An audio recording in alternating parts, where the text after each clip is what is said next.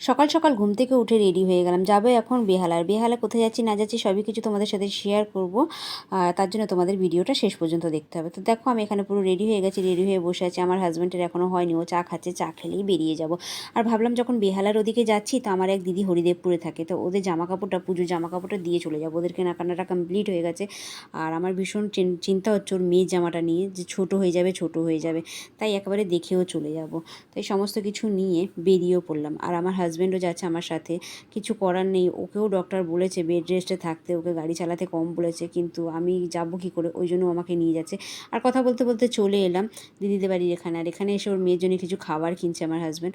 তো খাবার টাবার কিনে নিয়ে এই দেখো বাড়িতে চলে এসে দেখি পুচকিটা ঘুমাচ্ছে, স্কুলে যায়নি আজকে, ঘুমাচ্ছে। ওকে তুললাম, তুলে বললাম বাবা জামাটা একটু পরে দেখ। তো জামাটা পরে দেখলেও সত্যিই ছোট হয়ে গেছে।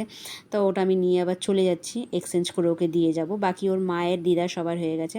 আর দেখো বন্ধুরা, এখনও তো পুজো লাগিয়েনি, কিন্তু রাস্তাঘাটে প্রচুর পরিমাণে জ্যাম, প্রচুর জ্যাম, মানে বলার মতো না। বলতে বলতে আমি পৌঁছে গেলাম পালসে। এখানে আমার কিছু টেস্ট করানোর আছে। গতকাল তো কিছু টেস্ট বাড়িতে এসে করে নিয়ে গেছে, আর এখানে কিছু টেস্ট এসে করতে হবে।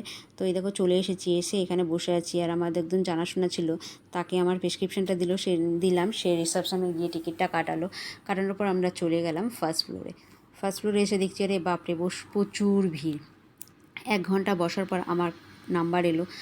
তো সমস্ত কিছু টেস্ট করা হয়ে গেল, করে এই দেখো বেরিয়ে গেলাম। আর এখন বাজে 12টা, পাক্কা ঘড়িতে 12টা বাজে। আর ভীষণ পরিমাণে খিদে পেয়ে গেছে, সকাল থেকে তো কিছুই খাইনি। আর সাথে সাথে আমার বাচ্চাটাও কিছু খায়নি, না খেয়েই বেরিয়েছে। বাড়ি থেকে ড্রাই ফ্রুটস খেয়ে বেরিয়েছিল, কিন্তু ও তার পেট ভরে কি, তাই একটা কিছু তো পেলাম না। তো একটা চায়ের দোকানে একটু চা আর বিস্কিট খেয়ে নিলাম। ছেলেও একটা বিস্কিট খেয়ে নিল, তো আমিও বিস্কিট আর চা খেয়ে নিলাম। ছেলে বললো মা একটু চিপস দাও। আমি বললাম বাবা এখনও খাস না কেন, সকাল থেকে না খেয়ে রয়েছিস, চিপস এখন খেতে হবে না।